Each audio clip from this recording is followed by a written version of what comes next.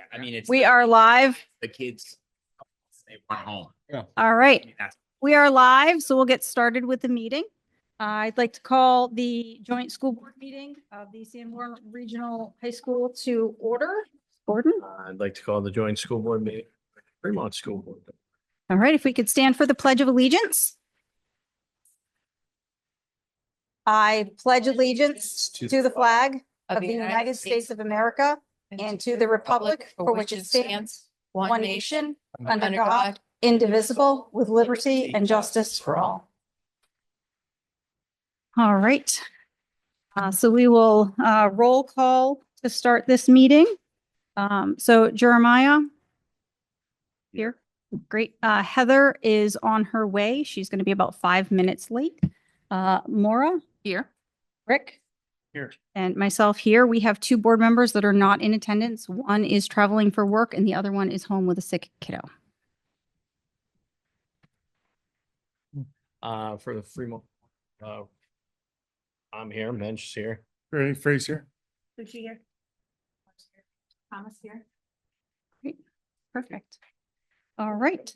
So we will move on to the high school presentation. And I would like to quickly ask both boards, since this is a joint meeting, if anyone has any opposition to us adding Maya's student council update to be 4.4 on the agenda. I thought it was number one Thompson. Well, it is. I'm gonna announce her as number one Thompson. I wanted to clarify for them what I was asking for. Yeah. So Jen, I'm gonna move out of your way so that you can. Don't mind. Oh, hey, Gordon. Man, what was this? This might take a minute. Yeah. Oh, nope, good. Mara, do you mind? Yeah, looking. That'll help everybody see better. Yeah. Oh. Okay. Yeah, gotta set the mood. Hi, everyone. Hello. I have a very short and sweet little slideshow. So thank you for having me tonight. And I just want to kind of give a quick blurb about a very quick blurb, 2 minutes or less, about our awesome year that we had here at the high school. So you'll notice Dr. Dawson is still our AD, kind of, but he's a few other things too. He helps a lot. But we really had a great year with all of our clubs, our activities. So I kind of started a little more recent to go backward. We haven't had prom yet. Prom's tomorrow. But our scholar athletes were recognized pretty recently. And we really had a great season. All seasons of our sports teams did phenomenal this year. Everyone had a really good experience. I heard a lot from the kids this year that they had a lot of fun playing, regardless of outcomes. The camaraderie among our students was really positive. Our drama department did a fantastic production of Mean Girls. It was so funny. It was a great choice. It was, really real to what they deal with, but funny, very relative. We had a great turnout for that. So that was awesome. Our Best Buddies participation continues to be really positive. This year's theme was Alice in Wonderland. So students painted their shirts or had costumes of different Wonderland characters. We did a student recognition ceremony at the beginning of the year. So that picture there is of your 4 class presidents. So they were recognized at the very end of that celebration. Our NHS induction earlier this year, there's another one. We had a fall production of The Legend of Sleepy Hollow, which, despite what you might think, it's actually a comedy. So it was really, really, really funny. It was a great take on, a classic kind of horror story turned funny. And we did a great job again this year. We are so committed to our End 68 Hours of Hunger. So restocking the food pantry. Don't ask us where the carriages came from. Okay. I do not know. I did not see anything, but we might have a couple of shopping carts that help us out. So it's always great. The kids go to the store. We have a food pantry right here. It's awesome. We pack bags. I shouldn't say we, the students, pack bags every single Friday and or Thursday really, and have them distributed among the district to all the schools for families in need. It's just great. We had some awesome college fair, and we had our trades fair. This is from the college fair this fall, very well attended. We had schools from all over, some further away schools this year too, which was really nice to see, making the trek out to our little tiny corner of New Hampshire. And our freshman day and the students ringing the bell, always a great tradition. Our devoted staff, always just, loving their job, loving being here, love building relationships with students. And one thing I wanted to highlight, I didn't really make a big deal about this, but it really is a big deal. So earlier in September, Dr. Dawson and I, yearly, all the principals and the athletic directors around the state attend the annual NHIAA meeting. And at the meeting is when they announce the previous year's sportsmanship award winners. And so for the 23-24 school year, Sanborn won the sportsmanship award for Division II. And just to give you an idea, the sportsmanship award it's something that it's voted on by other schools around the state that are in your division.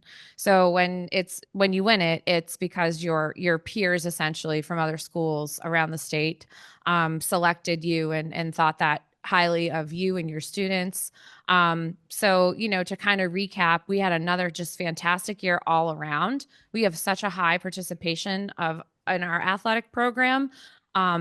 And it's great being a small school. It sprinkles into everything. And a lot of our students are in drama and athletics and band and kind of do everything.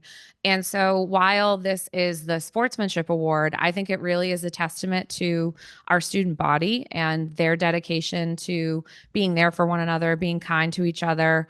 And, I think it's something I know Dr. Dawson in his 5 years in that position as AD, really, pushed the students to be the best version of themselves, as did I. That's sort of my MO. I always say, do the easy things, be kind. It's not hard, be on time, do what you say you're going to do. So I did want to take a couple extra minutes, like I said, and just highlight that this was announced earlier in September. I did put it in the annual report.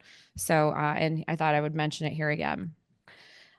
So end of year events, man, it's like Grand Central Station around here these days. So we're kicking it off tomorrow. We have our promenade, and I know Maya's going to mention a little bit about that date tomorrow and all the fun things. This is open to the public. So anyone, if you're interested in coming to see the kids dressed up and walk across the stage, we changed it up a little bit. So it's held in the auditorium now, where it's nice and air conditioned and a little bit of climate control and comfy seats for everyone. And the students walk across the stage. And we play some kind of like just fun music, spotlights on them. And this year I actually have our photography company, Geskis.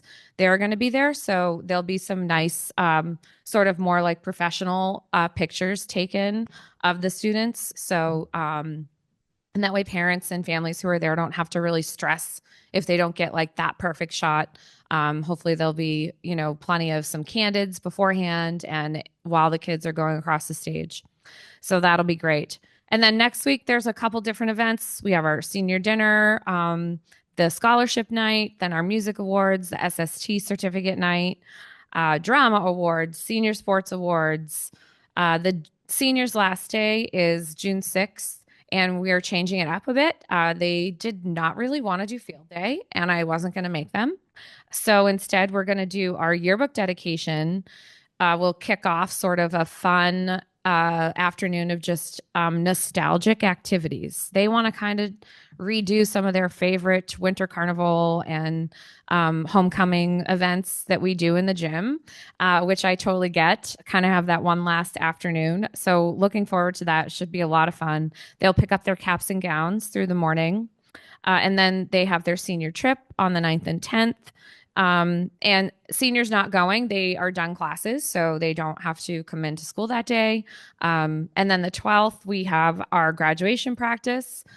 Really only need one. It's pretty good. The kids get it. We run through it a few times. And then the baccalaureate is that night. And then the day of graduation, always jam packed with fun things. One of my favorites, the elementary parades. I actually just reached out to Delaney today to sort of make sure we were good for, the times. So lots of fun. And it's a lot for the kids too, but man, it's just so great. And it's seeing their smiles never gets old. All right. A couple more little things on my presentation. So elective offerings. I have them listed here and I will send this to Phyllis to have posted on the district website and I'll post it on the high school website. These are all just the elective offerings that we're able to run for next year. So a few different art offerings, ceramics, 3D sculpture, mixed media. We have a creating games for a computer course, which is hasn't necessarily run every year. So we base it off of interest. But that particular class had a lot of student interest. So we're going to run that. Our modern media classes, we have a digital photo and media publishing. So kind of combining like photography, but with the idea of you're going to be publishing the photos for different media purposes. And then our Sanborn Startup is the class where our school store, so the students in that class run the school store and learn all the aspects of running a business. We have still our ELO and internship opportunities for students. We're running our concert choir band. We have some great science electives, forensics, marine biology, topics of earth and environmental science, some social studies electives, applied transportation and power tech. So that's an auto class, welding, woodworking. We have a few different trans power where students kind of really get into understanding, how an engine functions. In the two staff members in our shop class, they actually have it's an engineering certification more than a CTE. Only teachers who teach at a CTE high school can have that cert now. The state kind of changed it. So really a lot of their teaching methods are from as much of an engineering standpoint and a lot of our electives than just from let's just make this. They really get into sort of, the science and engineering behind the machinery and the woodworking also. We have Baking 101, which is great. So our foods and nutrition has become so popular over the years that a couple years ago, I worked with Miss Belcher to create a new class that focuses more just on baking, which is an art form, not for everyone. Then we have some other great wellness options, lifetime sports, team sports, walking for fitness. We are running French this year, so I'm really excited about that. We had some great healthy French numbers, and we offer Spanish in levels 1 through 4. I also wanted to point out that we have 10 different dual enrollment courses that will run this year through SNU or the community college system of New Hampshire. And I looked, and that's the most we've had in a while. There are from anatomy and physiology to chemistry 1 and 2. We have 4 different math offerings, which I'm excited about. So kids are going to be taking college calculus, college pre-calc, college statistics, and then quantitative reasoning, which has become more popular. And then we have the college English class students can take here. We're running 2 AP courses here, but again, students can take any course on VLAX they want, and we will run the test. And then we have several students again. There's a big group of rising seniors that will continue at Northern Essex Community College. And a couple of them are actually going to graduate next year with at least a couple, if not more, if not a few, will graduate with their associate's degree simultaneously with their high school diploma. So that will be exciting to see some students next year who've kind of gone through and make the most out of the opportunity. And for anyone listening at home, the community college system of New Hampshire, they cover 2 classes a year for free for students. So, and they do offer a bunch of courses online that is also through VLAX, but it's become more and more popular for students here to want to take our dual enrollment courses. In some cases, we have to run 2 sections of some of those that I listed. So it's really exciting to see that expand. And then clubs and activities. And I wanted to highlight our submarine team because this year, our Sanborn Submariners, they are heading back to DC, the DC area. It's actually in I can never say it. Thank you. Thanks. Bethesda. I look at it and I just don't want to say it that way. So it's in Maryland. It's right outside of the DC area, and they get to go to the David Taylor Water Basin, which is really cool. They suck water in from the Potomac River into this like indoor, really long river submarine testing area. It's cool. So they're going to race 2 different subs down there this year. We'll see how it goes. I was lucky to attend the first go around. So I'm going to sit down with some of the newer chaperones and just give them a few tips because there were things we could have definitely done differently, which may have prevented 7 cheese pizzas from getting rained on. Anyway, and a couple tents to fly away and, some of the fun things that happen when you travel. So this year, UNH formally announced our partnership with them, which was really great. We've been using their ocean engineering facility because they have a tank. And they're only one of like 4 colleges in the country that have the kind of facility that they have up there to bring the submarines and test them out in the waters. So if you follow our Facebook page, I've been sharing some of those stories. And the last trip, New Hampshire Chronicle was there. Sean McDonough was in the water with the kids. So I know that that's going to be airing at some point. So I will post that information when you can look to see our very own Sanborn Submariners on New Hampshire Chronicle, talking about all things Submariners. This list here you can find right on our website. So it has all of our different sports and all of our clubs and activities, who runs which club, their email address. So I linked it to this presentation, and it's also on our website. So I believe it's under the student tab. And like I said, it has just all of the clubs. I don't anticipate not having the clubs that currently run this year. They are really student driven. So as long as there are kids who want to get together with one another to do, some of these things like strategy board game club, which I know, Ms. Solomon, you're here today, right?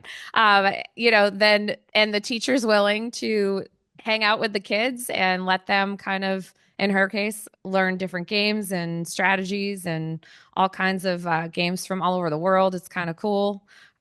So from that example to ski club, French club, drama, everything in between. So that list is here. And I did want to point out, we have had a growing interest in girls volleyball over the past couple of years. And we have 2 awesome dedicated staff members who all have really been instrumental in, I think, encouraging its growth. And Dr. Dawson and I talked pretty extensively, I want to say right after the fall season, about making it happen and having the volleyball team actually be able to formally become a team versus just a club. So it is a process through the NHIAA. And I know that the plan is to hopefully pursue that. We don't see any reason why we wouldn't be able to, but it's something we would have to get going on this coming year to do for the following. Because it's a process. They have to approve it. They have to look at different aspects, as do we, and kind of double check a few things that are a little bit, policy based. So, but it's exciting. And I think, certainly by the 26-27 school year, we will hopefully have a volleyball team, an official team. Anything to add to the volleyball piece? Okay. That is it. That's all I had for an update. Does anyone have any questions? I have a question about the students taking the college courses. Yes. So you're running 10 courses. That means there's enough kids. That 10 is based off what kids wanted. Correct. Awesome. Yeah, it's really great. It's definitely grown in, my time here. And we've added a couple of courses. So that quantitative reasoning course, I think this is going to be our second year that we've included it, and we've had enough kids to sign up. And I mean, typically when I look at the course registration, and we did it a lot earlier this year, we wanted to have everything kind of laid out. We actually already have our master schedule built for next year, which I'm happy about that. Yeah, see, thanks. You know what? I shared it with the staff today. I mean, we're way ahead of it. We figured it out. It's way better to be in front of things. And we did it by hand. So we could follow a few kids to make sure that they could actually take the things that they signed up to take. Because I think what's happened in the past when you let a program do the work, while it does a pretty good job for most of the kids, like even if it's like 70% accurate, okay, great. Think of all the work you have to do to go in and fix the 30%. And like, I don't love that 70%. And sometimes that would be the number it would spit back. Oh, 70% of the requests have been met. So I think Miss O'Brien and I sat down and we did it by hand. We picked kids of different kinds of like, okay, what about a kid who might be taking band and wants to take a foreign language? Let's follow that kid around, and would pull up a kid we knew would fall into that. And then we would see where we needed to map out courses to meet the needs of what the kids wanted to take. So I'm pretty confident that we're not going to see a lot of like, oh, this is going to now, we can't run this class anymore because it started off as 12 kids and now there's only 2 kids taking it. But really, we look at classes, and anything that doesn't have, 15 or more, I don't really even look at. I look a little more closely at the ones between 10 and 15 because sometimes I don't love that either. And again, sometimes it depends. I'll give you an example. We're sort of in a let's kind of rebuild our chorus program a little bit, right? So the numbers are low for that, but I'm going to run it because we're going to have a new teacher who's ready to start their career and, go get it. So that I want to make sure we give that a try. If it still looks that way next year, I have to really think about it. But, that's an example of a lower class. I also, math, we prioritized our math classes this year because we know students have really struggled in math over the past few years. So we added some courses that would be more appropriate for students who may not be planning to, go to a 4-year college and aren't necessarily thinking about trying to get to calculus by the time they graduate or even pre-calc. So we worked really hard, I think, with the math department to make some changes so that students could be successful in math. So, and we prioritized scheduling those classes, but it worked. Yes. For the AP classes that are Mhm.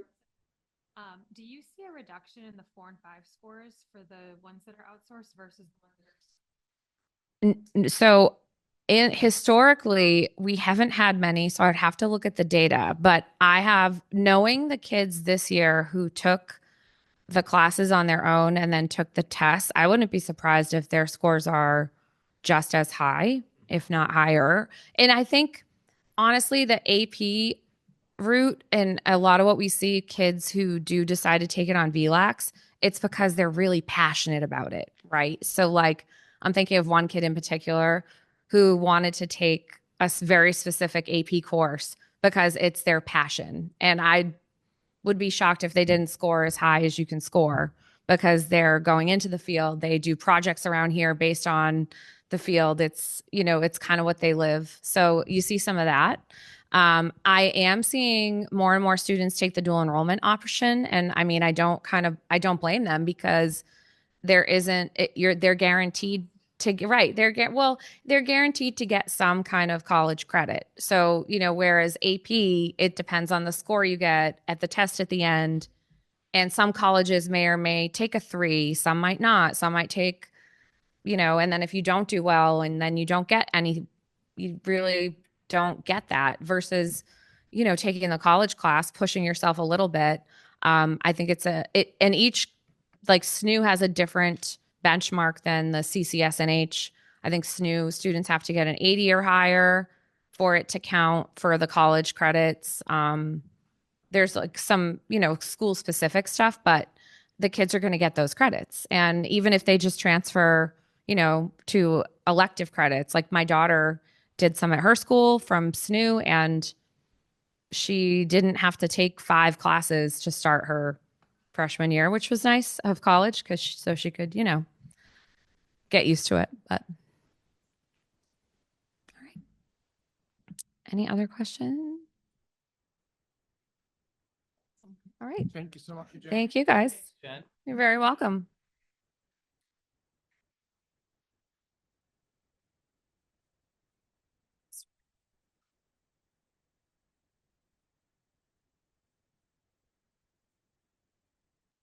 For the mood lighting.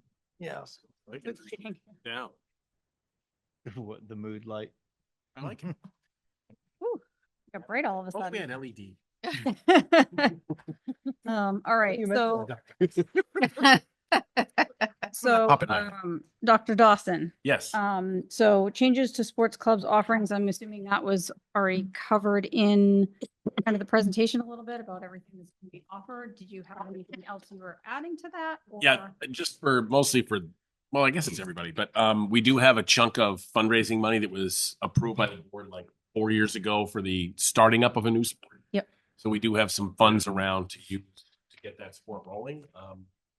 We've been kind of able to do it using our current athletic budget up to this point, but we do have some money there for things. We're gonna have to buy some equipment, like a podium for the referees to stand on and stuff like that. Right. So Okay, we did, the PE classes really needed some volleyball poles this year, so they got some new ones.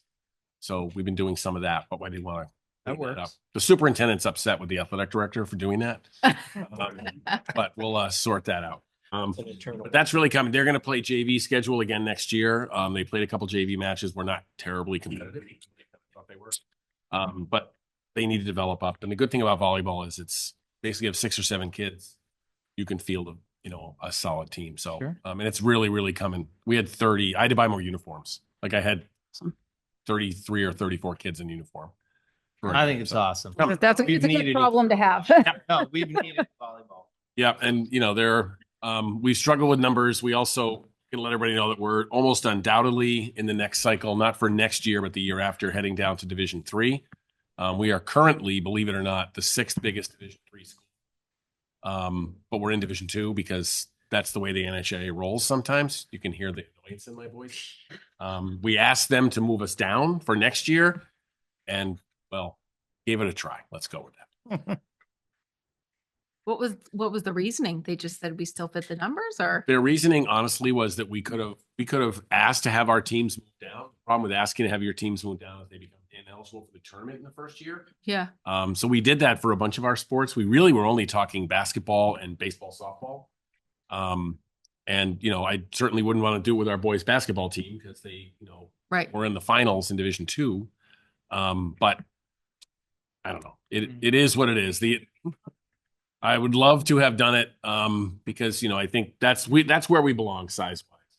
There'll be some budgetary impacts to that because the bus rides to Berlin. White Mountains Regional High School and Berlin High School are a little different than going to Pelham. So, Very, but very you'll see that in the budget.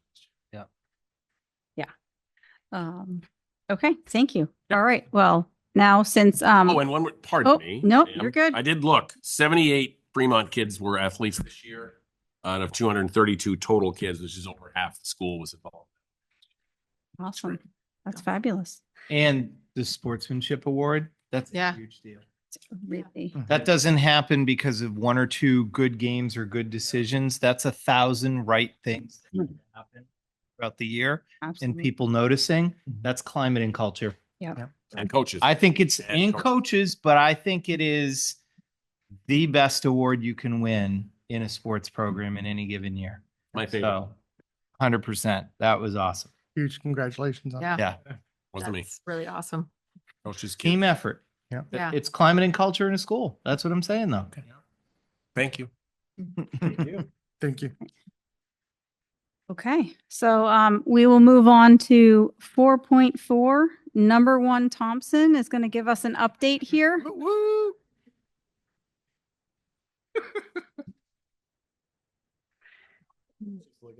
Oh, No. she's ready. Give it to him. Did tennis win? I don't know yet, You're I've not slacking. heard. Slacking. but he hasn't told me. Sam has to tell me. Okay, to start off tonight, softball had a good win. You're at a 12-0. And then Nice. things. Get dirty. Well, Well, enough. You didn't slide. It's good. and then our tennis team is doing really well this season. They're 9-0, hopefully 10-0 now. Dawson's checking. And then we just have a bunch of senior fun coming up. We're going on our senior trip, the 9th and the 10th, or the 8th and the 9th, one of those to the Jersey Shore, which should be super fun. We are implementing something new this year for the last week that seniors are at school. We are going to do a senior spirit week. So we're going to take all of our like favorite spirit days that we've had throughout the 4 years, and we're going to do that for the last week that we're at school. And then we're going to end it with like a college send off, and everyone's going to wear like their college merch or like the trade they're going to or whatever they're doing after college. And then the last thing, Miss Allie would like me to share with you guys that on June 4th, we will be having the ELO and internship presentations after school in the library, Do you know what time? right after school. 2:30, yeah. Okay, that's it. you. Thank Hey, you. Oh, Yes. What are you doing next year? Oh, I'm going to the University at Albany in New Nice. York. What are you gonna study? I think I'm gonna do adolescent education, 7 through 12, and then special ed. Sweet. You will have 12 people looking to hire you right out of the. Perfect.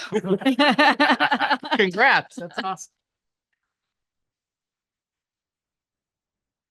All right. Well, I think that brings us to the adjournment of the Fremont meeting.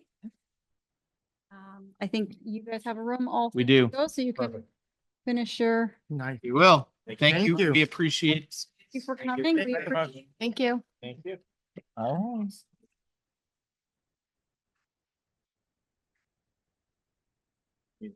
No, I. Do they stay, they have a room? They have a room. They're going to finish their meeting here.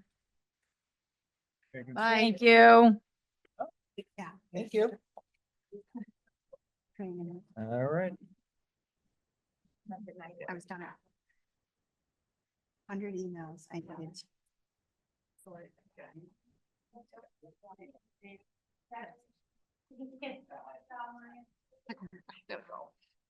I got changed in the car. All right. So we will continue on with our meeting. So we will start off with first public comment. Just want to remind everyone, I have stated this before, but I just want to state it again, just to be sure everyone's aware. During the school board public comment period, and this is per the law, shall be for no less than 30 minutes. School boards may request that persons register in advance of the meeting. We have not. We are not requiring that.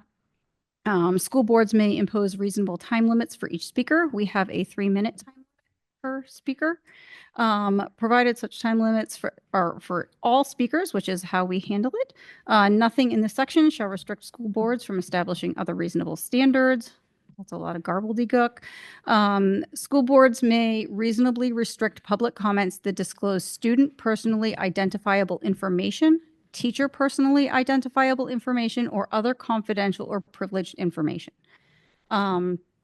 So that's because of the 91A, right to know. We have to be careful about who we speak about. So the reason that law is there, and I did have 3 different attorneys reach out to me after the last meeting, is because not only can the speaker be liable, but we can be, if we don't stop that from happening, we can be in trouble too. So it's, unfortunately, I have to stop someone from speaking if they are sharing personally identifiable information about staff members or students. So that's that. So I don't know if anyone would like to lift the time limit on we currently have a 15-minute per. Yeah, you need a motion? Yep, I need a motion. It's on policy. I'll make a motion to remove the 15-minute time limit on policy BEDH. Fabulous. Thank you. Great. All right. All in favor? Discussion. Oh, discussion. Yeah. Yeah, so I just want to make sure everybody understands what Dawn's saying, because I think you used the Thank you. term gobbledygook, right? Yeah, I did. I used Um, gobbledygook because I've only said this like 3 times now. So Yeah. it's gobbledygook. I think, It's gobbledygook. and if, I appreciate everybody showing up tonight. And we hope in the future that people continue to come, because we want to make sure that people can speak at the meetings and we have an open and collaborative process. With that being said, nobody sitting here on this board signed up to have legal implications. And because of some of the activities at the last meeting, Dawn was put in that position, which she, again, I don't think anybody signs up to do that. So we don't want to silence anybody, and we want everybody to speak, but we also don't want to get you in trouble or ourselves. So we, don't take it the wrong way. We're trying to open, be collaborative. We're certainly not trying to silence anybody. Hopefully you feel that. And if anyone has something that they would like to share, but they maybe can't share publicly because of that, please feel free to email the board with that information. Just because you can't share it publicly at the podium doesn't mean you can't email us and share it with us. Correct. That's all I had. Thank you. I appreciate Welcome. that. Oh, do we need to vote on the motion? Oh, sorry. Yes, we did discussion. All right. I'm ready to go. All right. All in favor? Unanimous. Thank you. All right. So if anyone would like to come up, anyone has anything to say?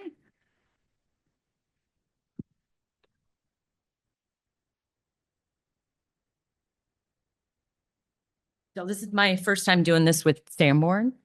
Sarah Lundquist. I'm one of the Fremont residents. So mainly I just wanted to come today because I was looking at the agenda and it says changes to sports clubs and offerings. And I just kind of wanted you guys to know, like transparency, concerns, all that kind of stuff.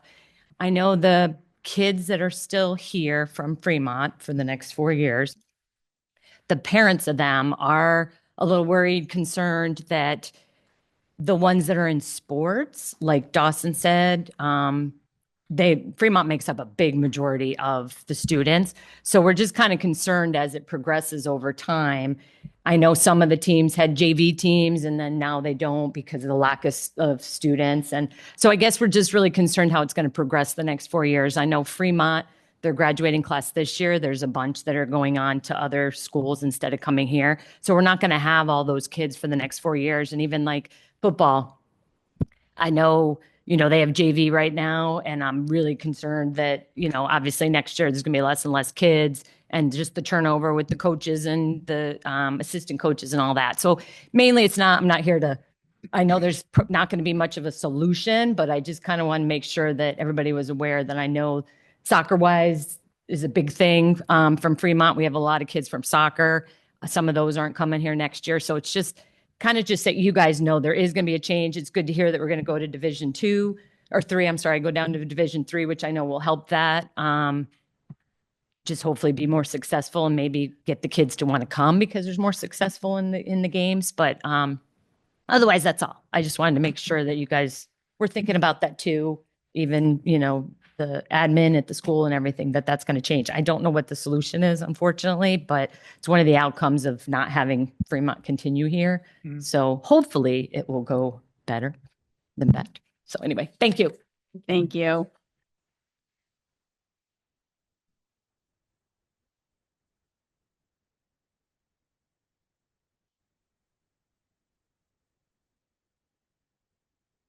All right.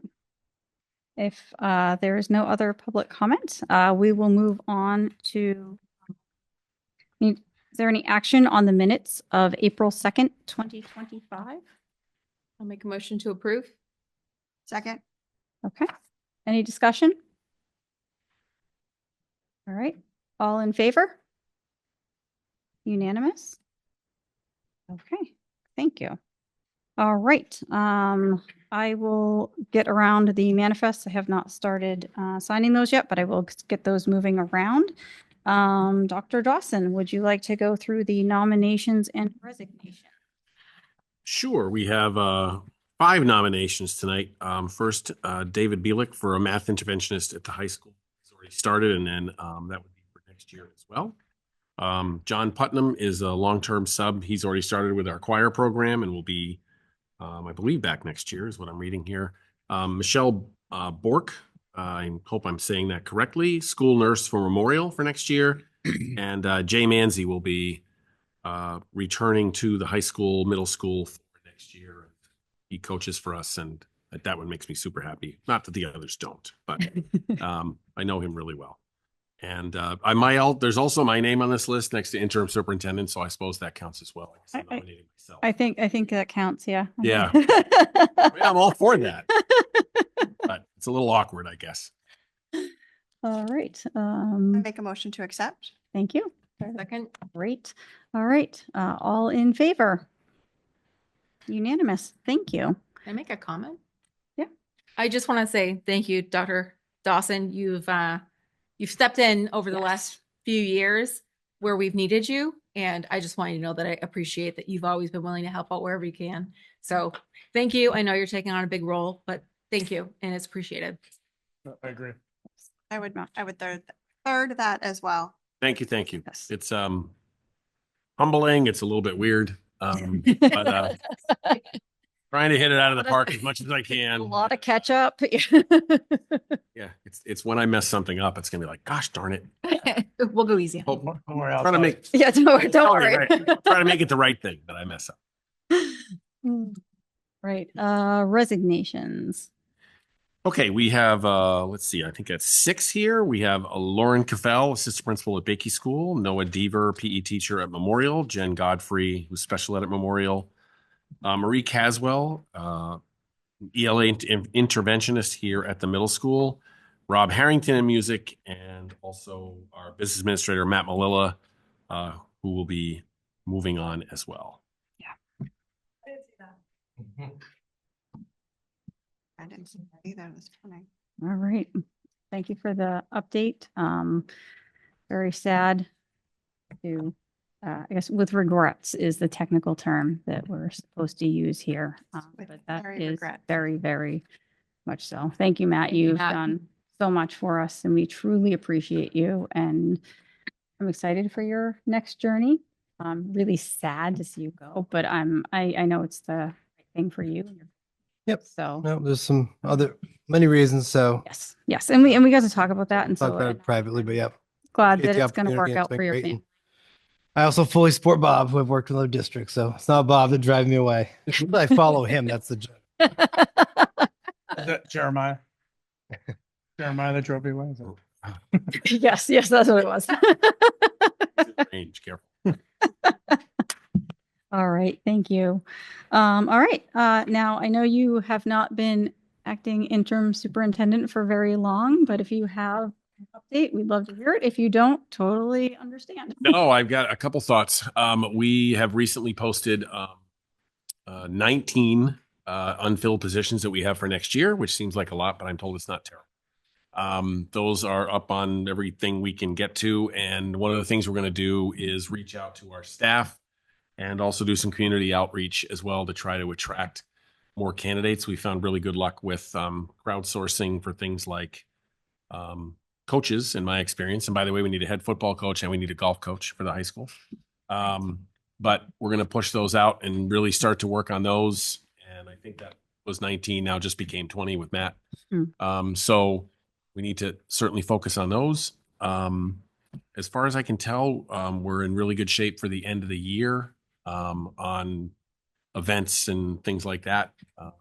Trying to sort of reset everything at the superintendent's office and get rolling. But the biggest thing we're looking to do is to get that hiring squared away and then provide a level of caring and support and stability to the people that are the backbone of the district, who are the employees at all of the schools. It's not the corner office at Church Street that does the work. It's the people that are in the classroom with the kids. So we're trying a lot of things that we're working on to try to support them. And some of them have had a really difficult year. And so we're actively looking for some ways to support the mental health in particular of some of our staff. That's been a big focus for the last couple of days. All of my 3 days. Thank you. We appreciate it. I know you jumped right in and you started from minute one. So Okay. really appreciate that. Happy to. All right. Do I have any subcommittee reports or updates? All right. So we will move on to the presentation. It's like it's like we'll need to move again. I think we actually can see. Yeah. A wide open section.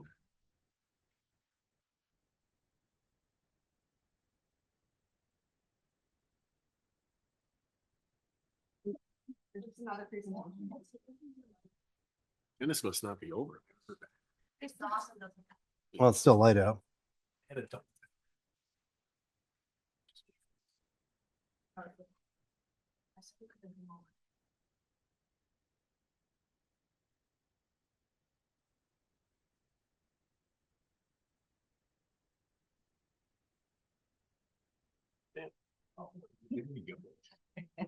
He's on.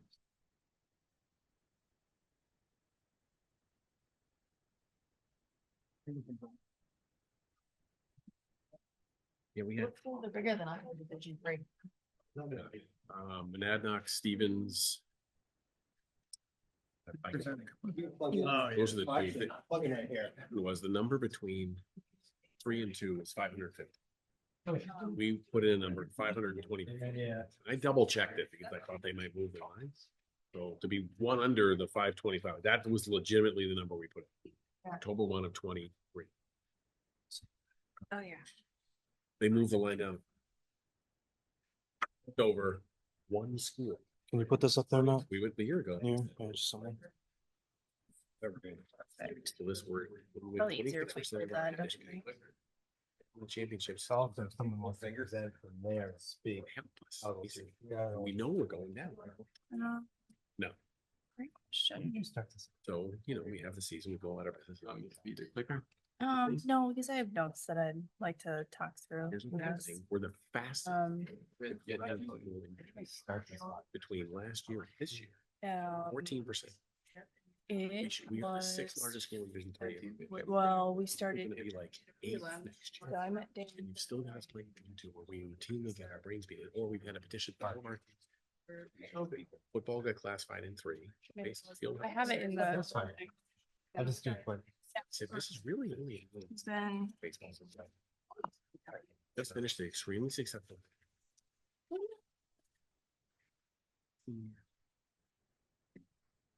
Seven or eight kids. yeah, 8 this kids started after we got 7 or 8 selected. kids.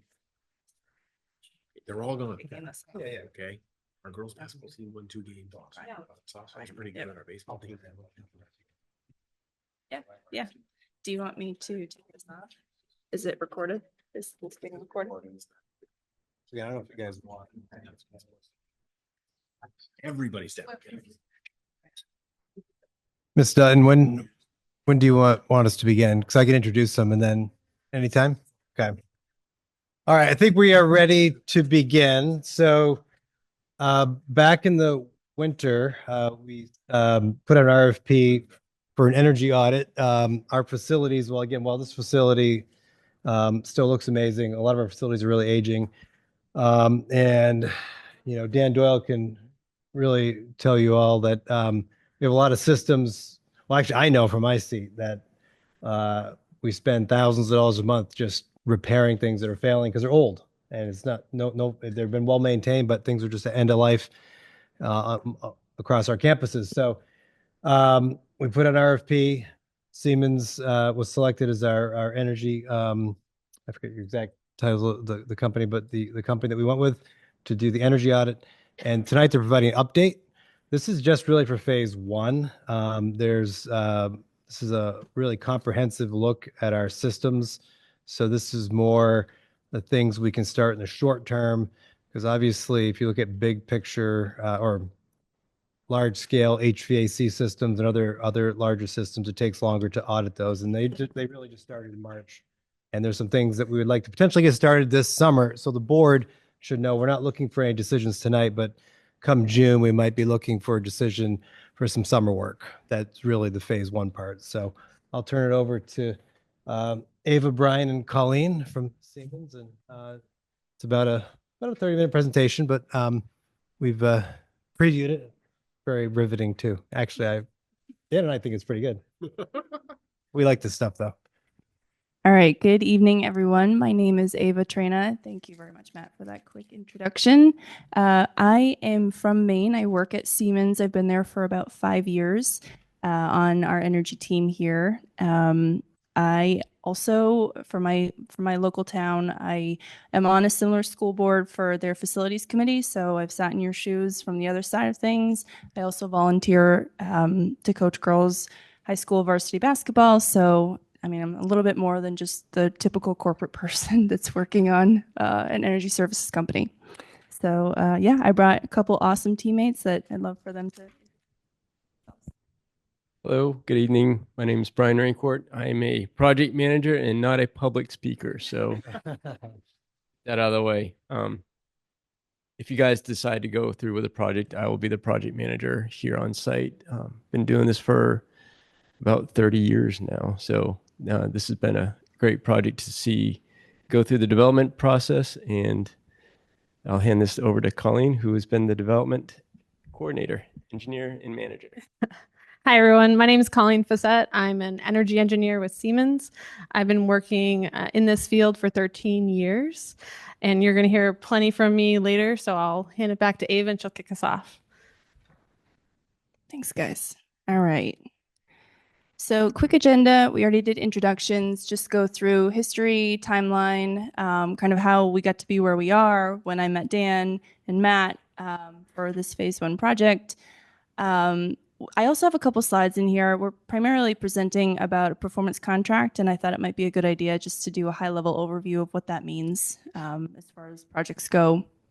Colleen's going to kick off with the utility data analysis. Talk about existing conditions. We have tons of pictures. I don't know if you saw this, but we do have 60 slides, but we're just going to click through them. It's a quick presentation despite the number.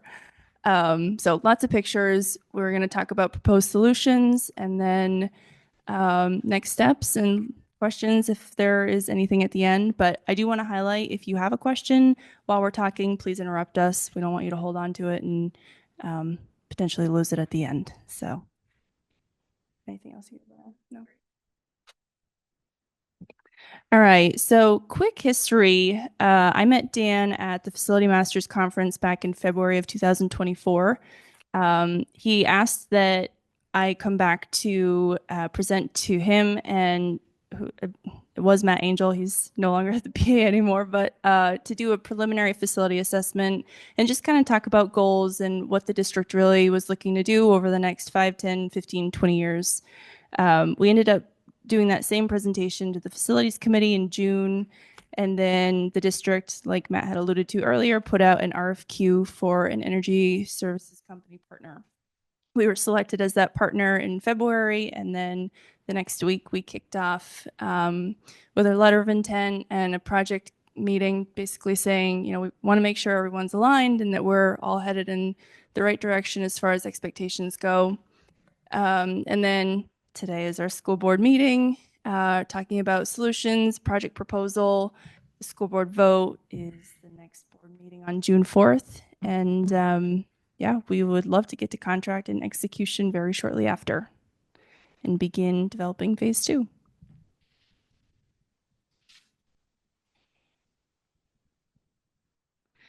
So about performance contracting. So this was actually utilized around 40 years ago as a tool to help K-12 schools and municipalities pay for deferred maintenance and aging infrastructure, just things that kind of got kicked off to the side. Because as you know, usually facilities is what takes a beating as far as budget cuts go. So it wasn't always about sustainability and renewable energy, but they recently became buzzwords, quote unquote, and stimulated conversations about utilizing energy savings and operational savings to help offset capital projects. So we always say green has 2 meanings, but inherently large scale projects equal a lot of risk. And one of the benefits of working with an ESCO like Siemens is that all of that risk gets transferred to our shoulders. So if anything ever comes back as far as vendors not cooperating or even materials that aren't necessarily out or in warranty or something that goes faulty, as construction typically does.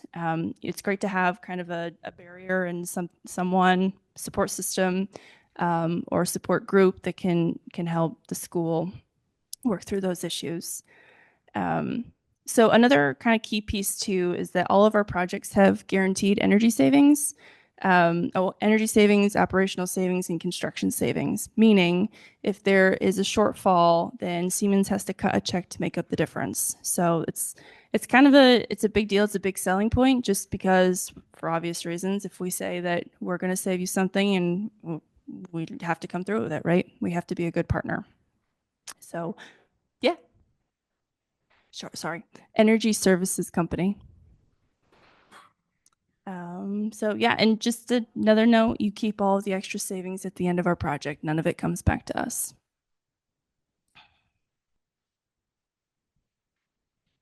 So this is kind of it's a rudimentary visual reference of how we want our customers to view projects. So the left chart shows pre-project, and the right chart shows post-project. And the idea is that you still have, or before your improvements, you have your maintenance costs and your energy costs.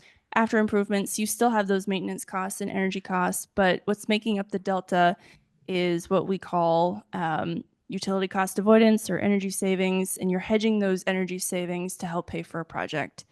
Sometimes, if you're lucky now, your savings will pay for the entire project, but if you add additional facility improvement measures that don't have savings attached to them, so like ceiling tiles or fire upgrades, there's no new generator. Yeah, there's nothing that could help save energy-wise. So sometimes the customer will have to kick in a little bit of extra capital, and that is what this chart shows. Again, same thing. You have your maintenance costs and your energy costs, but that little capital contribution sliver is just what makes up the difference if you're trying to get more done with less. Colleen? Thanks, Ava. So the first thing we do when we start developing an energy project is we want to understand how you are consuming your energy. What is your spend like? So here's a quick summary. Dan helped pull together over 4 years of utility bills. So I was able to average those out and show you here that on an annual basis, the school district is spending about $500,000 on energy costs.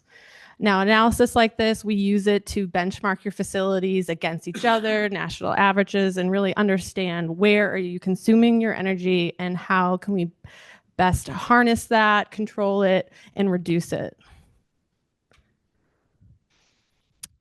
So Dan spent a lot of time with me walking through these buildings. And as a first phase, we wanted to get some energy savings going. So we started by auditing your lighting. And so we're going to go through a few pictures of what your facilities look like now.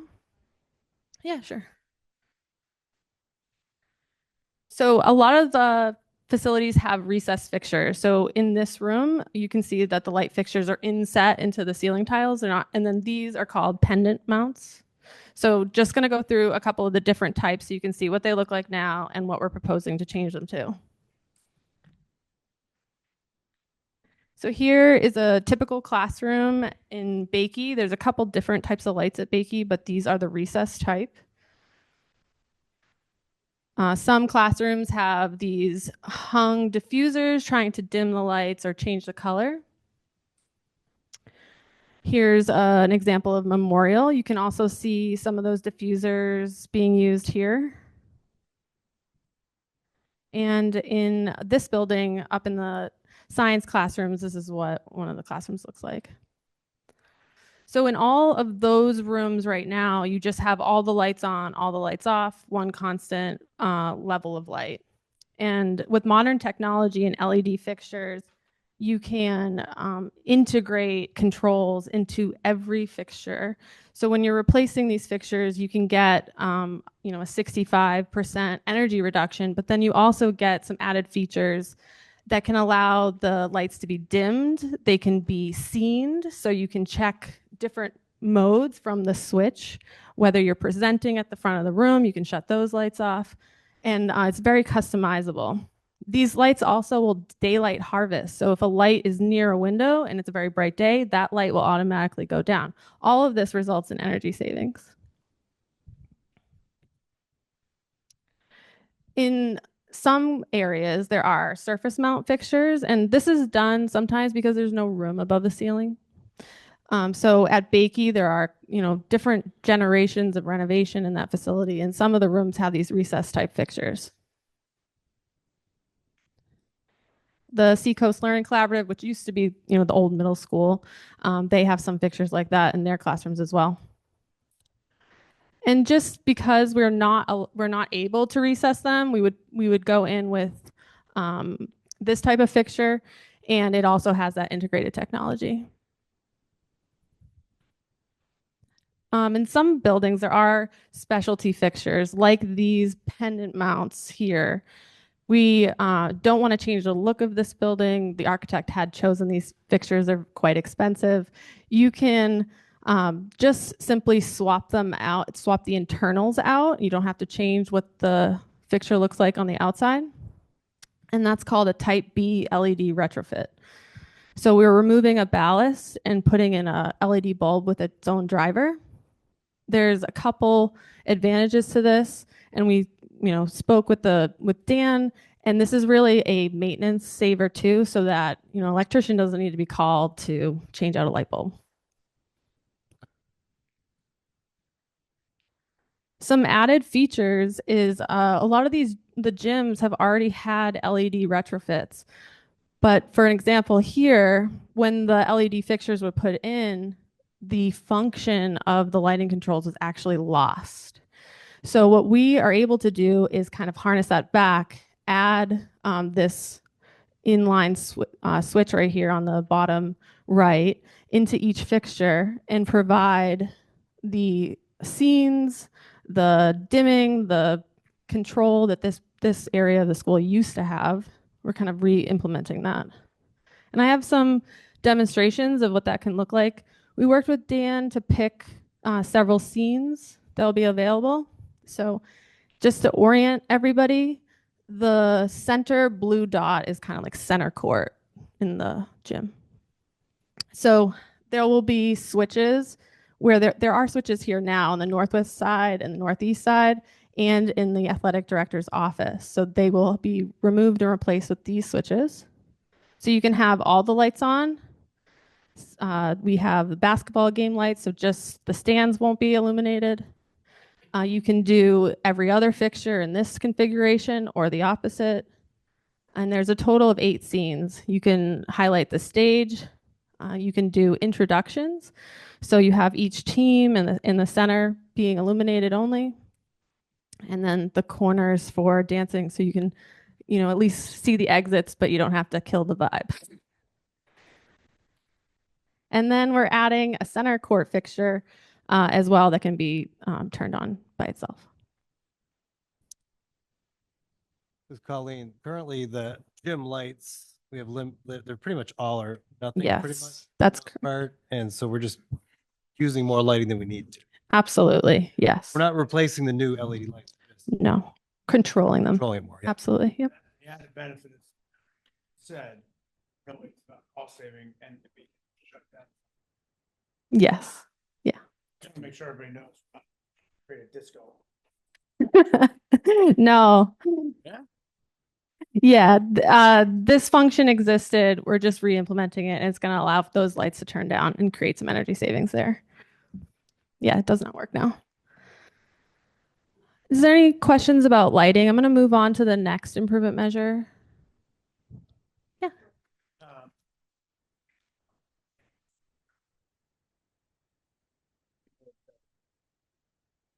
Can you just elaborate a little bit about why lighting is a low-hanging fruit, return on investment? Absolutely, yeah. So let me page back while I talk. So your lighting fixtures are called T8s.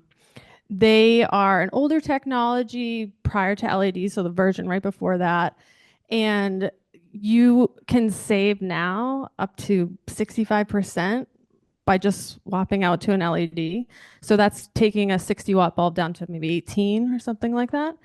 So it really is a huge energy saver. We're actually saving with this project almost $100,000 in annual, electric spend from switching out these lights. It also is an item that really impacts the learning environment. Having students with sensitivities to light levels, these fixtures will be able to dim. You can customize the color. Not to mention, the facility staff maintenance. There's a lot of bulbs out or fixtures that are broken in the school district, so you're going to be improving the look. Those are the things that come to mind. Yeah. Okay, great. Yeah, no problem. So I'm going to skip ahead. One of the things that came up, we're talking about the learning environment, and changing out light fixtures is really going to change the look of the facility. But one of your schools, Memorial, is also in need of some drop ceiling repair. So while we're in there and we're doing the lighting over, and we have all these, great lighting fixtures, you can, if you walk through the building, you'll see that there's some older tiles. In area 1, this is kind of an original ceiling, maybe from the 1960s. In area 2, you see that the grid is quite discolored. It's like an almondy brown color that was once white. You can also see that the art department has had a lot of fun in this building, which unfortunately has made the ceiling tiles quite flammable. So one of the things that was noted in the annual fire report was that these tiles, when they're ready, they should be swapped out. So we brought in, our ceiling tile person, and we selected these areas with Dan. The classrooms were, the ceilings were really not in the same shape as the hallways. So we isolated the scope of work to just the hallways. So you'll see there, and we just broke them up because there's different needs in different areas. As we said, our project is really to leverage energy savings to help our customers pay for other upgrades. So ceiling tiles is an example of using the lighting savings to help pay down some of the cost for an improvement like drop ceilings, but you can also use it for other things. So one of the needs in the district is fire alarm upgrades at 2 schools. That's Bakey and Memorial. So these systems are past their useful life. They don't meet current codes, but they're grandfathered in. So I don't want to, raise any eyebrows too much, but there is a need to replace the panels. The annunciator panel actually needs to be relocated to where the main office is now at Bakey, I believe. Yes, Bakey. And then all the pull stations, fire alarms, smoke detectors, heat detectors, carbon monoxide detectors, horn strobes, all of those things also would be replaced.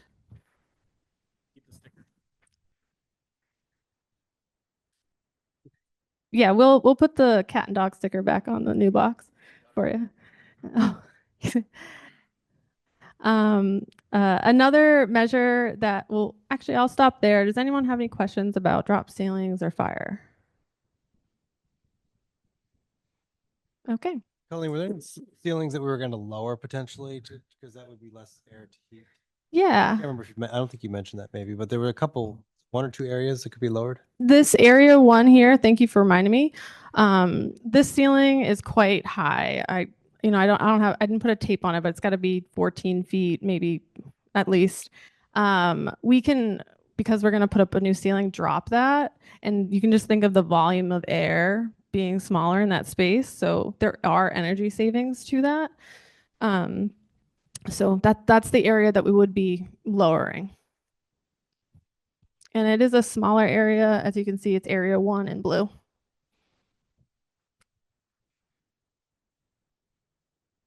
Okay, moving on to building envelope.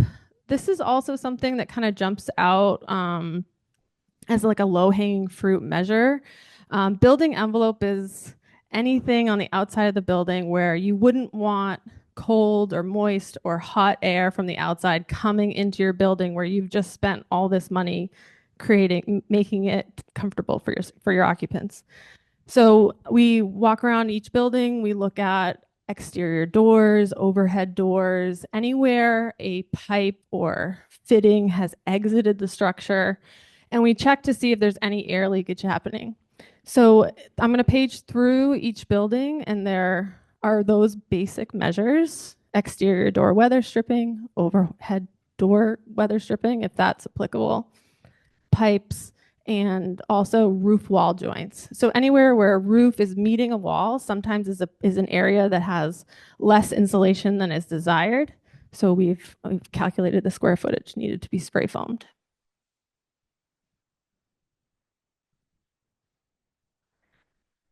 In Bakey Elementary, there was a couple of measures in addition to this. So we have an attic area identified in red here.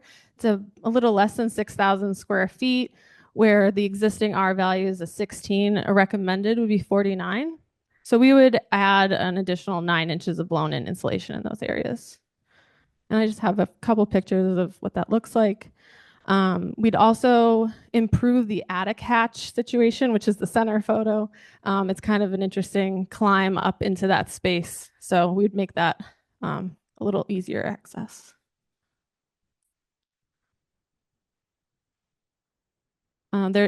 There's a picture here of the brickwork. So some expansion joints are also decaying, cracking, alligatoring. We've cited those. And then if there's any windows that need to be sealed, so where the window meets the exterior surface.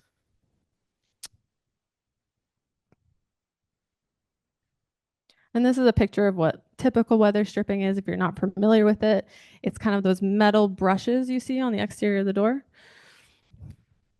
And then this is what roof wall joints spray foam would look like. So I'm going to pass this mic over to Ava. Does anyone have any questions about the technical approach or engineering? Sure. The module. Is that just sort of, that's just beyond its lifespan? The one that's not attached. So part of phase 2 is we have looked at the HVAC over there. So it has been kind of between Matt and Art and Dan's discussion been pushed over to the second phase. Is that what you're? Yeah, I didn't know. Yeah. Right. The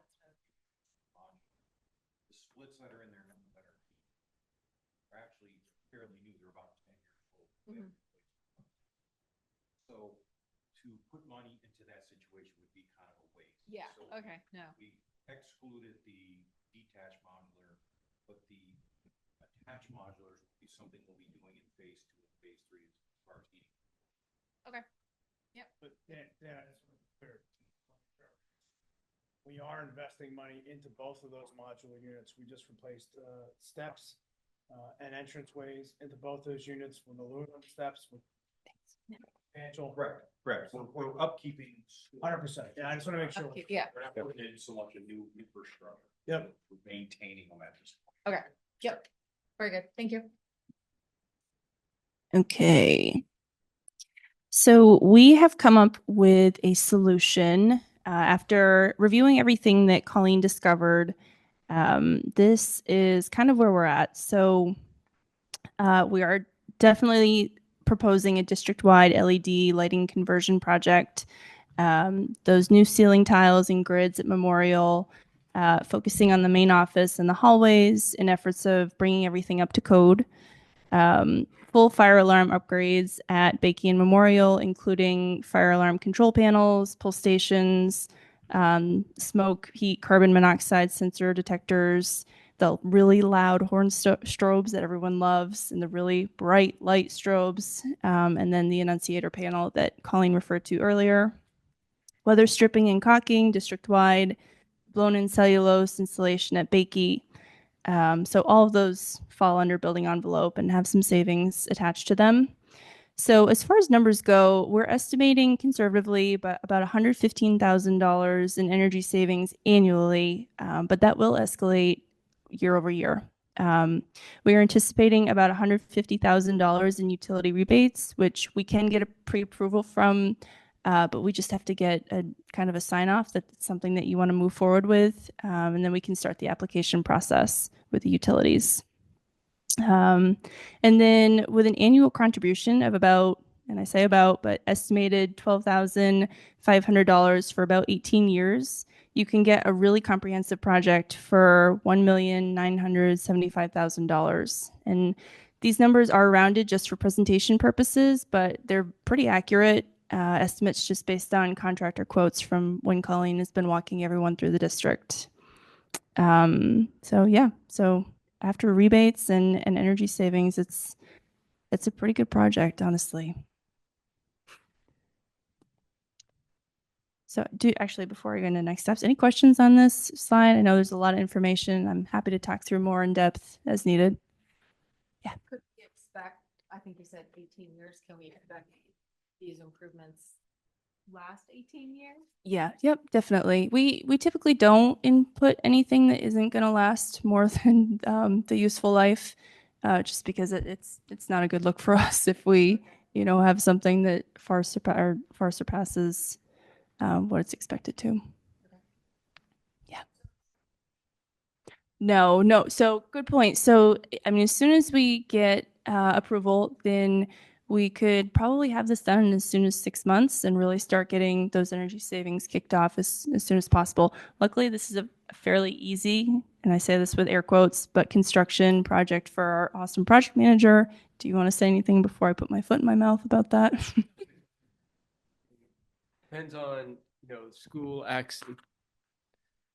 We work with the school district to come up with that schedule. So when we say 6 months, if we can get the majority of the buildings during the summer, that's fantastic. But obviously that could go longer if we're always willing to work around your schedules, sporting events, building uses. We don't want to be in your classroom or learning environments and causing any sort of disruption. So we typically do second shift work, holidays, weekends, breaks, that sort of thing. So put that into the schedule, and typically we see this type of project of this size about 6 months, but it's give or take, and we obviously work with you guys to develop that schedule. And we have never let any of our clients miss a day of school, so something to hang our hat on. Ava, I don't have a photographic memory from our conversation about this a week or so ago, but so again, in terms of district costs, the average over 18 years is 12,500. Correct. And I think what we looked at in the beginning, it's a little bit more, and then it decreases over time. Correct. Yep. But just based on my experience in this office, it was small, short money for us, and for the benefits we're saving. So, just wanted to confirm that. Yeah. Yeah. Any other questions? No. God, quiet crowd. This is great. Usually we have pitchforks. Kidding. All right. So next steps. Yeah. So today we have this board meeting to review phase 1, scope overview, budget costs, guaranteed savings. So while you guys are reviewing the material, ideally in June 4th, we have a board vote for approval of a finalized project and a finalized scope, and we'll get contracts to the people that need them and have them sent off to the school's legal department or legal partner, and get started on construction as soon as possible. So I'm just thinking out loud, just because we just spoke in finance and facilities earlier. So, and then, obviously the LED lighting's a no-brainer for us. We need it. It's way overdue. Building envelope, no-brainer. But then the other steps is really up to us. Do we want to do the lights or the ceilings, or do we want to cover those later? Or the fire alarm system is antiquated. It works, and nothing wrong with it. But so it's not all or nothing. We can kind of pick and choose. Correct. It's kind of like a la carte at this point, right? Correct. That's the nice thing about the partnership, right? Yeah. Yes. You're giving us the recommendations, and Yep. then Yeah. Yeah, just so everybody knows, we're not committed to everything. We can decide what we want. Just Correct. Yeah. And if I can add something, keep in mind that this is just phase one of what they're doing. We're probably gonna have 2 and 3 phases on this. Eventually, once they get their engineering and contractors online, we'll work on phase 2 as far as replacing boiler systems at all our schools except for Bakey, because they are way past their lifespan. And those are high dollar projects, and do take a lot of work on Siemens to put something together. So we're just looking at the first phase here of this project and probably moving into definitely a second phase, most likely a third phase, and possibly even a fourth phase if we can squeeze it out of them. So that's kind of where we're at with this. So keep that in mind, that this is just the beginning of a project that could run into 2, 3, or possibly 4 years down the road. Sounds like Dan has you committed for 4 phases. Love Dan. We'll stop at 5. Yeah. I added these slides. They were not sent out in the pre-board package, but I thought that they were kind of important just to add as far as the partnership we were referring to earlier. So one of the things that sets Siemens apart from some of our competitors is that we have this program called Empower Plus. And what's really amazing about it is that it brings students into our projects if they so choose, either with internships or sometimes we'll do STEM package kits. I mean, Siemens is by and large a STEM company, right? So we're trying to prep the next level of students and kind of get them engaged and interested. And not all engineers look like Colleen, but it's awesome to have a female engineer walk around the district and really stimulate an interest, I guess is what I'm trying to say. So another kind of piece of Empower is we do give out grants, and we have been working with the Sanborn Submariners. And you guys probably know who they are. Yeah. So anyways, this is just a couple pictures recently of checks that I've been able to deliver, one for 20,000, one for 12,000 and change or so. And one of the programs was used for a robotics lab that was a smash success. It was for an elementary school, so a little bit on a smaller scale, but regardless, got put to good use. And then the 20,000 that's on the right was used for an overhaul of their bio lab. So anyways, we are working with Jim Emright on that, and just something to kind of keep in the back of your mind as far as when you're thinking about partnerships, thinking about a big conglomerate walking around your district, right? That we're more than just the typical ESCO. So Probably looking for a check for like 1.975. yeah, right. I wish I could do that. All right. Any other questions? Jim could spend that probably happily. Yes, he could. Yeah. Yeah.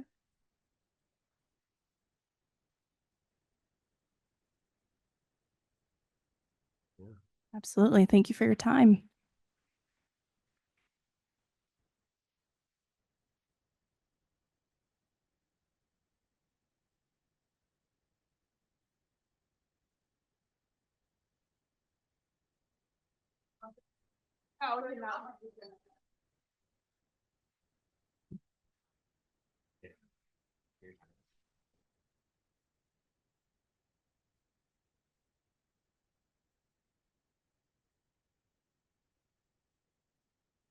Dennis won. That's Nice. 10-0. 10-0. Nice. 10-0.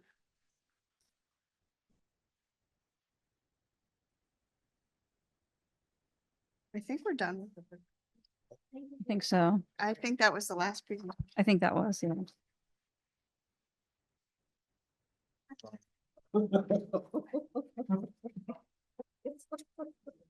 So hurt. Oh, Rick the best. Very hurt. Oh, I know. That was me. Yeah. It is me when she wants something. Okay. All right. So we will move on. Next, we have a policy. This is for second read. This is the EHB-R, Local Records Retention Schedule. Reviewed this, I believe, at the last meeting. That was a first read, and so we are bringing it for the second read. So per law, we have to have a policy that states exactly how long each document needs to be retained on file and when it needs to be destroyed. So this is to clarify and update that policy. So we match the law. Are there any questions, motions? I'll make a motion to approve. Second? Okay. Any discussion? All right. All in favor? Unanimous. Thank you. All right. So you'll see in the drive, there are two options for the school board calendar for 25-26. So I know we had tried going to a once a month meeting, but the feedback that I've been receiving from board members is we feel too disconnected from each other and what's going on. So Good College try. So I did ask Phyllis also to put in there another option, which goes back to the traditional twice a month meeting. So if someone has a preference on what they would like to try to move forward with, that'd be great. I would like to make a motion for the 2-a-month meeting. I'll second. All right. Any discussion? I guess as much as I don't want to, I feel like we need to.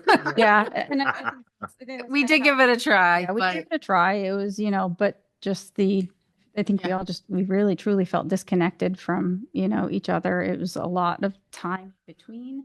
And anytime we can meet more regularly and collaborate more regularly, I think that just helps keep things moving forward and keeps the board relationship healthier too. So, I also, Allow the public to actually comment more. yes, it will. I also think it will give us time to focus on the things that Dr. Dawson spoke about earlier. Absolutely. 100%. Support our schools. We need to be more connected as the goals that we support as a board. And I think this time, twice a month is really the best way to go for how I feel. All right.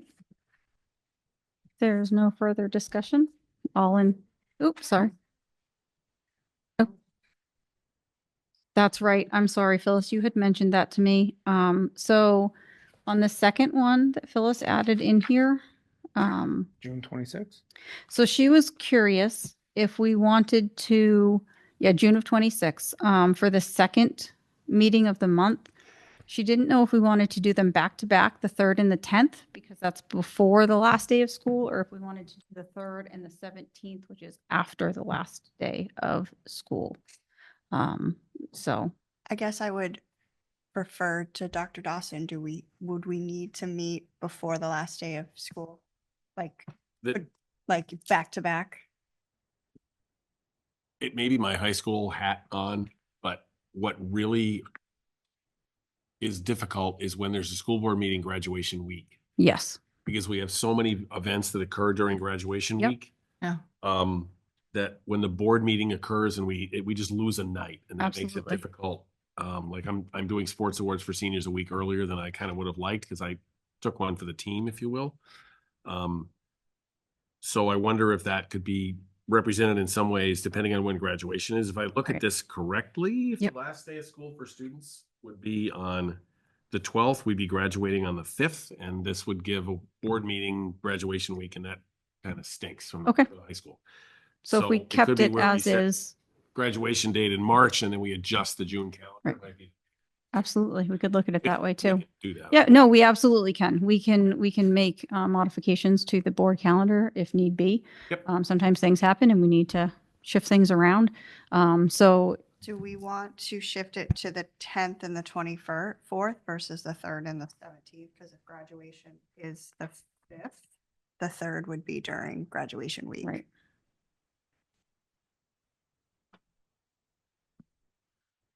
I don't know. I kind of wonder, should we wait until, I feel like a lot's going to happen between now and next June. Do we want to wait until I mean, we the can. winter to change them? Yeah, we can leave it as is for now, just to get it set, so we can get it Yeah. posted and then. 3 or as 4 we- snow days and there. So. Yeah, and then we get posted, we get those dates solidified and we can make modifications at that point, and that gives everyone, I think, enough notice. So just, I guess, for all board members, just be prepared to show up on any given Wednesday in June. Okay, don't schedule anything.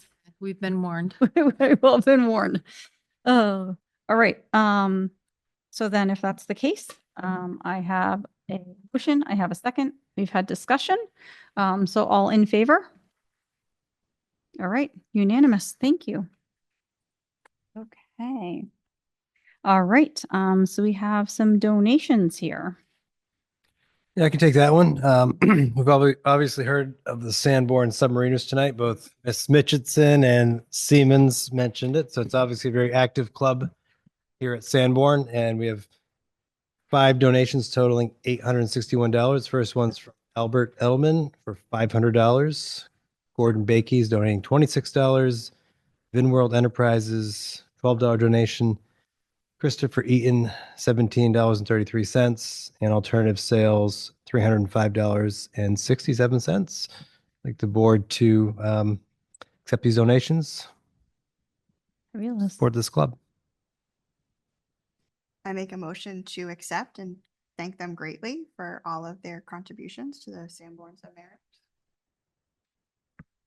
Do I have- Second. Thank you. All right. Any discussion? Other than, Abstain from this. I don't know if I should too. I need you Oh, guys, because we're I not only gonna have have 3. enough, are we? Nope, I only have 3. Okay. You're just accepting a donation. It's not, Okay. you're not trying to pay for something. It doesn't impact Yeah, okay. personally, financially, so you are 100% safe Yeah. to vote on this. Okay. All right. So other than a huge thank you to everyone, do I have all in favor? All right, all in favor. Fabulous. Okay. All right. General assurances for fiscal year 2026. Matt. Yep, presenting this for Christine DeRozier's. The board has received an overview of the federal grant assurances required for districts accepting federal funds.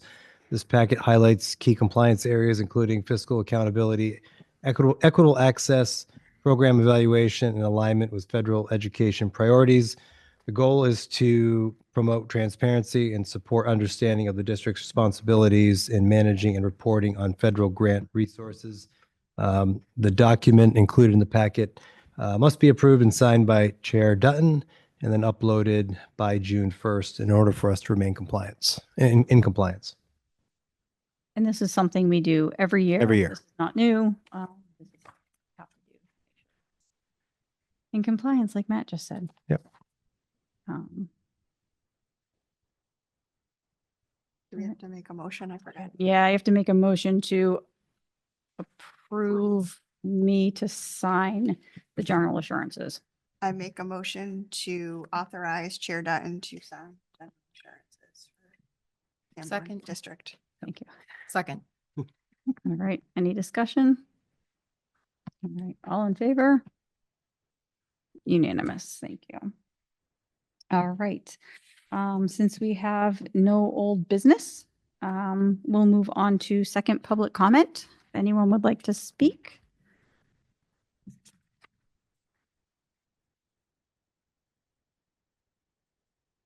All right. Okay, so next meeting, the next meeting of the Sanborn Regional School Board will take place on Wednesday, June 4th, 2025 at 6 p.m. right here in the library at Sanborn Regional High School. And the next meeting of the Sanborn Regional Budget Committee will take place tomorrow, Thursday, May 15th, 2025 at 7 p.m. also right here in the library at the Sanborn Regional High School.